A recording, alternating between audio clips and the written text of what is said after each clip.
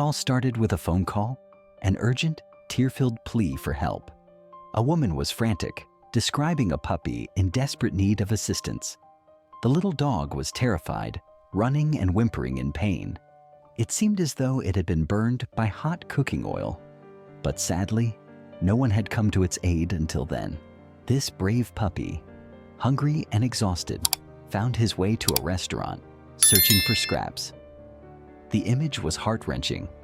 A black and white photo, blurry and unclear, showing his raw red skin, scarred from severe burns. His eyes were swollen shut from the pain. We couldn't hold back our tears when we saw him like that. The poor creature was emaciated, covered in ticks, and had even thrown up a few times. It was clear he was in dire need of help, not just for his burns, but for a serious internal infection. His body had been fighting a dangerous worm infestation. Treating his burns would not be easy. We started him on a course of Longacef, a medication used to treat infections, for 3 days. His suffering was unimaginable. But we couldn't just stand by.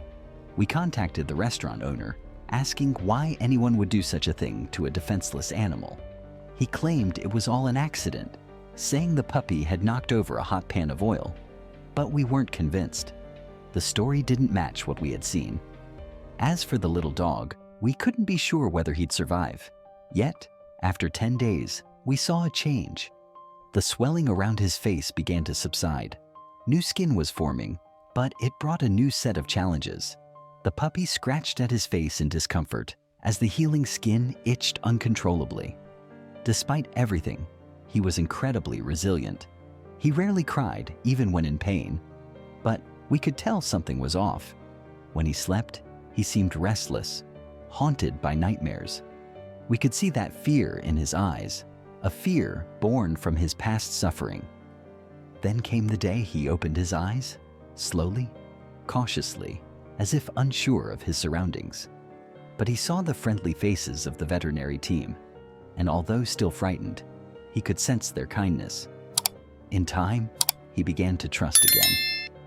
The road to recovery was long, but with each passing day, Nemo grew stronger. He learned to relax, to feel safe again. He understood that people were here to help him, not harm him. Meanwhile, the restaurant owner kept up with his story, still insisting it had all been an accident. But his version of events was hard to believe. The camera had captured none of it. It was a feeble attempt to escape accountability. Despite the excuses, Nemo's health improved. His skin became drier, and the infection that had ravaged his tiny body was now under control. The doctor told us that real progress was finally being made. A few days later, we were ready to bring Nemo home. Our home was a safe haven. Nemo had a soft, comfortable bed for the first time in what felt like forever. He was overjoyed. His tail wagged uncontrollably, and there was a spark in his eyes that we hadn't seen before. Our son, thrilled to welcome him, kissed him gently on the forehead. Nemo was truly beginning to blossom in his new life.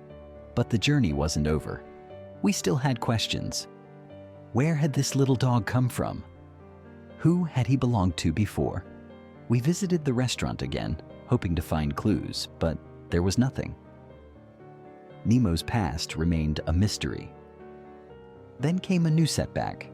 He started vomiting and had severe diarrhea. We were terrified, afraid that the worst might be happening again. The last thing we wanted was to lose him after all he'd been through. The tests revealed what we had feared. Nemo had contracted parvovirus, a dangerous and potentially deadly disease.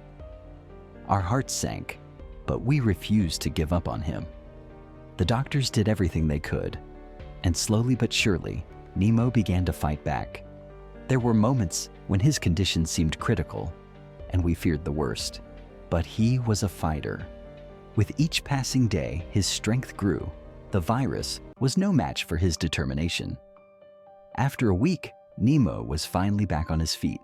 He was stronger, more active, and healthier than ever. It was time to bring him home, this time for good.